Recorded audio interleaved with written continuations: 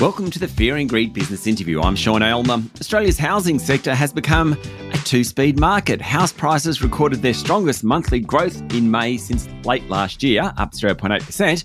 But there are big disparities between capital cities, with the mid-sized capitals leading the way.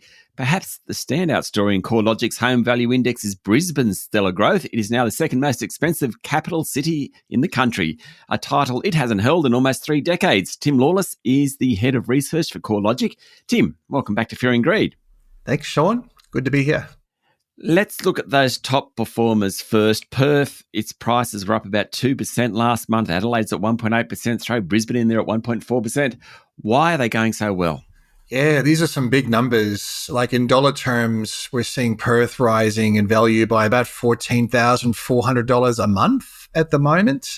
Brisbane, about $12,000 a month. Adelaide, about $13,000. So, I don't think anyone's incomes are going up that much on a monthly basis. So affordability is the real challenge here. But what's driving these markets is a bunch of things. And on the supply side, each of these markets is seeing listing numbers more than 35% below their previous 5-year average. So there's not much stock around, which means selling conditions are very good.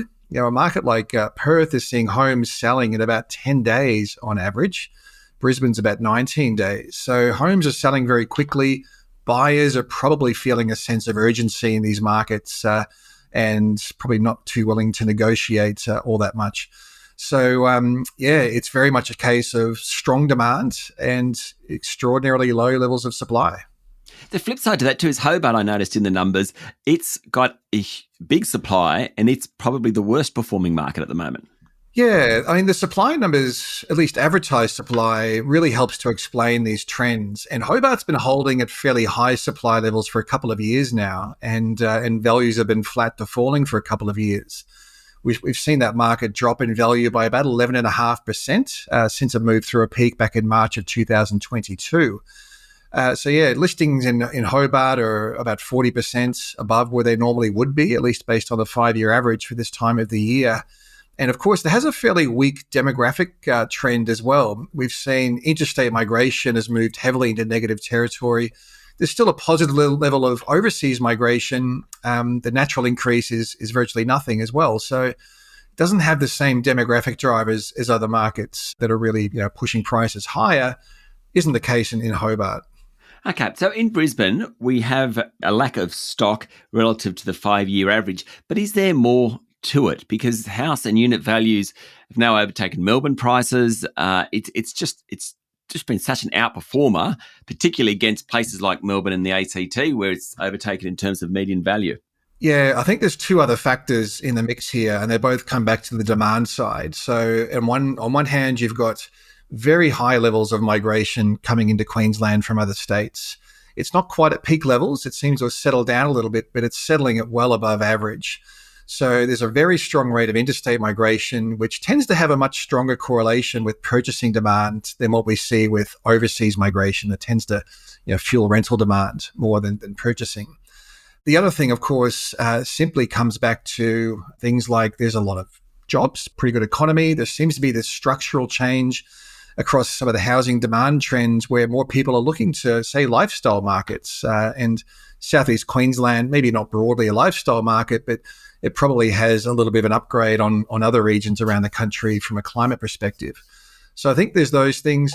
I think maybe a year ago, we could have argued there was also the affordability advantage in Brisbane that was helping to bring more people into the market. But that's pretty hard to argue now that it's only Sydney that has a higher median value. Brisbane just pipped Canberra, and at the end of last year, Melbourne. Okay, so let's talk about Melbourne. Many friends with homes in Melbourne. What's happened? It's really flatlined, hasn't it? It sure has. And I mean, this isn't just a recent trend. Even throughout the pandemic, we're seeing quite flat conditions. The last 4 and a bit years since COVID became a thing back in March 2020 has only seen an 11% rise in Melbourne housing values. To put that into some context, we've seen Brisbane prices up about 60%. Wow. So a very big difference. So I think that there's a few things going on here. Like through the pandemic, obviously, there was the lockdowns and that really disrupted economic and demographic trends. But more recently, there's other things going on. There's probably a legacy of the pandemic in government debt. That's huge. There's a lot of new property-related taxes as well, which really seem to be disincentivizing capital flows coming into Victoria. Sentiment seems to be very low as well. There's clearly not as much investment happening in Victoria either. If you look at the home lending data, most of the investment upswing's been happening in WA and in Queensland. There has been a little bit more investment activity in Vic, but nowhere near what we're seeing in other markets. So longer term, you'd have to think this is a bit of a competitive advantage that's building up as prices become more affordable. That's probably a good thing. But for the time being, we're expecting this market probably will continue to underperform. Stay with me, Tim. We'll be back in a minute.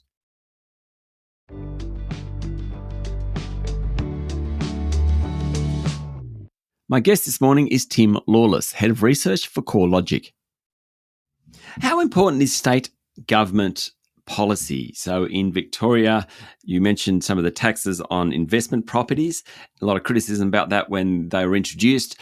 Is it mostly supply and demand? I'm an economist by trade, Tim. I always think supply and demand. I don't think fiscal policy much, but maybe I should be thinking stuff like state government taxes a bit more. Well, yeah, I think indirectly that the taxation environment is having an impact on demand. Yeah. We can see that in Victoria's got a very low level of interstate migration. It's subtly negative, not as bad as it used to be, but it's still negative. And as you mentioned, some of the property taxes have been a real disincentive. So you've got a much lower threshold for land tax. You've got vacant property taxes. You've got windfall capital gains taxes. There's a tourism tax on Airbnb properties. So the list goes on. And even when you just look at the taxation that's in every state, stamp duty, the stamp duty rates in Victoria are the highest in the nation as well. So taxes, I think, are a big part of this weakness. And it seems the state government in Victoria are very much trying to tax property in order to dig themselves out of this debt hole they've created. Righto, Sydney, the biggest market, reached a new milestone. It's now prices are beyond, or at least, the January 2022 peak. How important is Sydney as a market in terms of leading the country, or is it just its own market and so it doesn't really matter outside of Sydney what happens? Well, we generally do see Sydney leading the cycles, maybe not as much over this current cycle, although Sydney was the first market to sort of bottom out and then show a pretty strong growth trajectory through the first half of 2023. That really started to slow down from the middle of last year. And even though we've been consistently seeing prices rising since January last year, they're up about 14% over that 16-month period.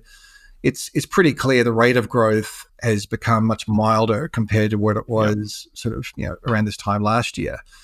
Sydney clearly has an affordability problem, but that doesn't seem to be enough that it's pushing prices backwards. It also has an undersupply problem as well. So I think at the moment, that undersupply is enough to trump the downside factors of affordability and high cost of debt, low sentiment, high inflation. What about regional prices? I mean, it's a bit of a ridiculous question because, how many regions are there in Australia? Many, many, many. But is there a broad trend around regional prices versus the capital cities?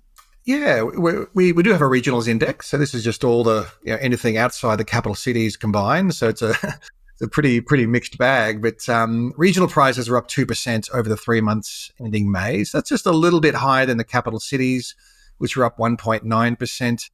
The last 12 months, the regional index has underperformed a little bit. But again, there's a real diversity here that some of the weakness in regional markets is, again, emanating out of Victoria, where values have been falling. They're actually down over the past 12 months by about 0.6%, so a little bit worse than flat. Everywhere else is seeing values rising. But again, those same markets where the capital cities are the strongest, it's the regional markets of WA, Queensland and South Australia that are really standing out with double-digit annual price growth. Wow. Okay, Tim, the $64 question, of course, is what's going to happen now. And I'll remind all our listeners that we are not an investment podcast, so always go and seek your own financial advice on any of these issues. But what do you think will happen to house prices going forward? It doesn't look like they're going to go backwards anytime soon, Sean. We're not seeing any real evidence of a supply response coming into the market. We're 1 month away from this 5-year target of 1.2 million homes to be delivered. So that kicks off from July 1st. And it's going to be happening from less than a standing start. We're still seeing dwelling approvals well below average, stabilized, but well below average, maybe 13,000 approvals month on month. To achieve that 1.2 million target, we need to see 20,000 approvals a month, or at least 20,000 completions. So it looks like supply is going to be a real pain for every layer of government at the moment. And we can probably expect there's going to be a doubling down of stimulus and incentives aimed at getting more supply into the market. But I think that's a real slow burn. At the moment, we still have just compressed margin pressures for builders. Lending costs are high. Lenders are quite cautious in this sector as well. And trade scarcity is also a really big problem. So I think it's going to be a couple of years before we see supply coming back into the market. So the bottom line in that is that prices aren't going to fall, and there could be, in some markets, obviously, a ways to go yet. It sounds like it to me. And, ultimately, this pendulum will swing. We will see the demand side pressures coming down. We've already seen that overseas migration's been easing since March of last year. There will be a supply response. It's just the timing that we're uncertain about. So I think when that happens, that's when we should expect there probably will be, some downwards pressure on housing prices, given how stretched affordability is and how low rental yields are as well. Tim, thank you for talking to Fear and Greed. Absolute pleasure. Thanks. That was Tim Lawless, Head of Research for CoreLogic. This is the Fear and Greed Daily Interview. Join us every morning for the full episode of Fear and Greed, business news for people who make their own decisions. I'm Sean Aylmer. Enjoy your day.